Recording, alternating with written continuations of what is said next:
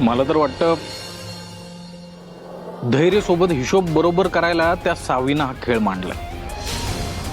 हिशोब करायचा तर मग जेलात जा म्हणाव ना. तिकडं नाना बसलाच आहे. नाही काम केलं त्यानं, मागा लागली मुजुमदारांच्या. थांबवायला पाहिजे तिला. चिमूट भर आहे तवरच तिला चिमटीत चिरडलं पाहिजे. मी तर म्हणतो सरळ लिगल वेनं जाऊया. पोलीस कंप्लेंट करू सर तिच्यावर. मोर्चा तिनं नेलेला नाहीये.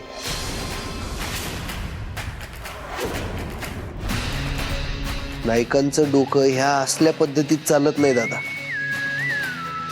या सगळ्याच्या पाठीमाग कुचक्या आणि कपटी डोक्याचा माणूस आहे. तोच माणूस मुजुमदार आणि नायकांमध्ये भांडणं लावून स्वतःची पोळी भाजून घेतो.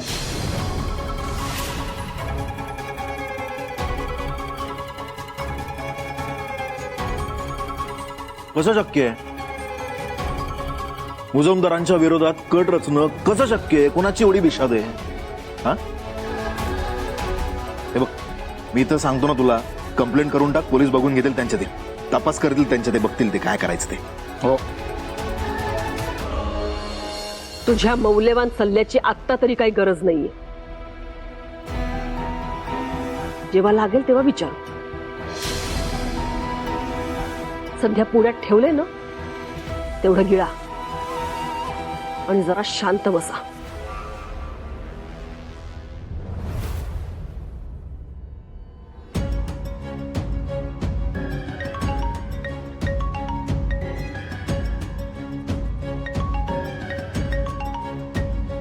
अरे भाच्या, फोन येतच राहतील.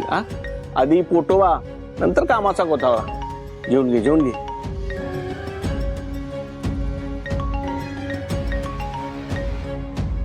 कोणाचा फोन आहे?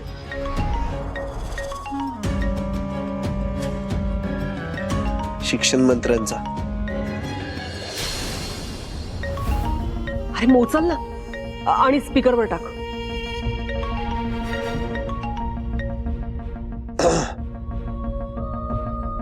नमस्कार पाटील साहेब, बोला. धैर्य मुजुमदार, नमस्कार. दोनदा म्हणून घेतो, कारण तुम्हाला केलेला हा शेवटचा नमस्कार आहे.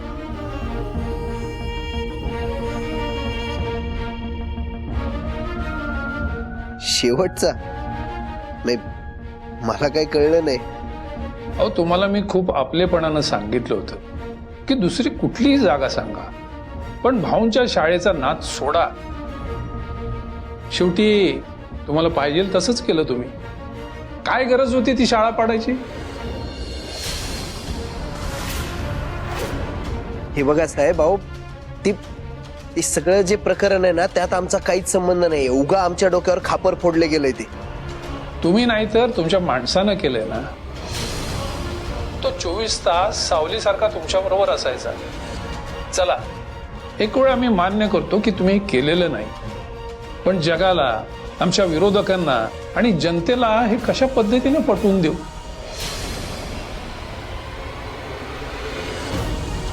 असो, उगाच विषय वाढायला नको. स्पष्टपणे सांगतो, हा फोन कट झालेल्या क्षणापासून आमच्याकडून तुम्ही कुठल्याही मदतीची अपेक्षा ठेवू नका. भविष्यात आम्ही तुमच्या शाळांना जी मान्यता देणार होतो, त्या मान्यता पण आम्ही रद्द करतोय. पाटील साहेब, अहो एकदा माझं ऐका तरी. अहो, तेच सांगत होतो. तुम्ही त्याच वेळी ऐकलं असतं तर ही वेळ आता आली नसती. एका जमिनीच्या पायात सत्ता बुडवायची हौस नाहीये आम्हाला. जी कोणाला ती हौस असेल त्यांनी ती एकट्याने एन्जॉय करावी. खरं तर पर्सनली मला खूप वाईट वाटतंय, पण विरोधकांना दाखवण्यासाठी का असेना, घेतलेल्या निर्णयावर मला ठाम राहावं लागतंय. धन्यवाद. नाही पाटील साहेब, हॅलो.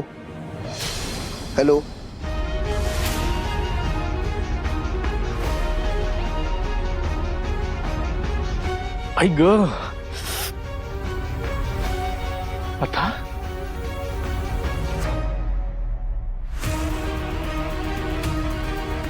नाही, उद्याचा न्यूजपेपर घ्यायचा का नाही? हेडलाईन असणार ना, मुजुमदारांच्या शाळांची मान्यता रद्द.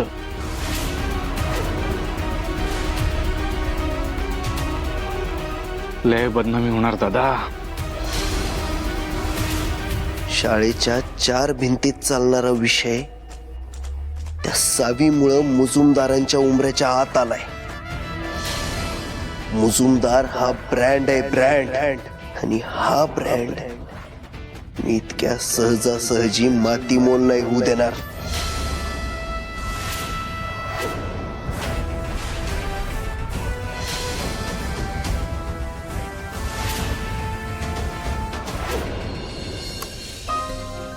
हॅलो पराग, हे बघ, तुझ्याकडे जो काही डाटा असेल ना तो मला पाठवून ठेव. एक पण पुरावा सुटता कामा नये. हा चालेल, पाठव.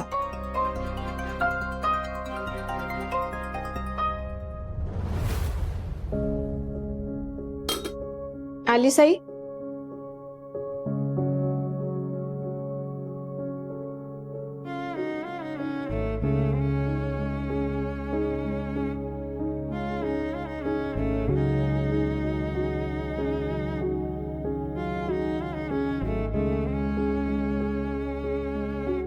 आई, काय ग, तुझ्या डोळ्यात पाणी?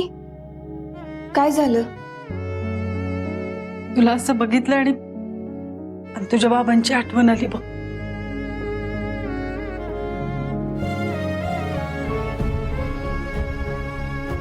त्यांना सुद्धा एखादी केस मिळाली की नाही, ते असंच रात्रभर कामात गुंग असायचे. ते अशीच इथं बसलेले असायचे आणि एक दिवस अचानक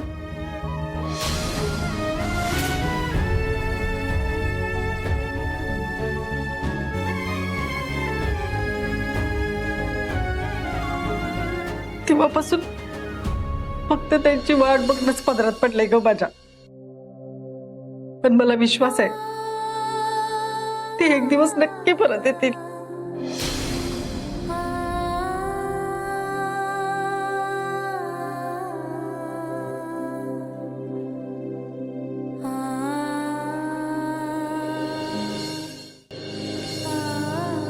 आणि तोपर्यंत ना त्यांच्या वाटाकडे डोळं लावून बसणार मी.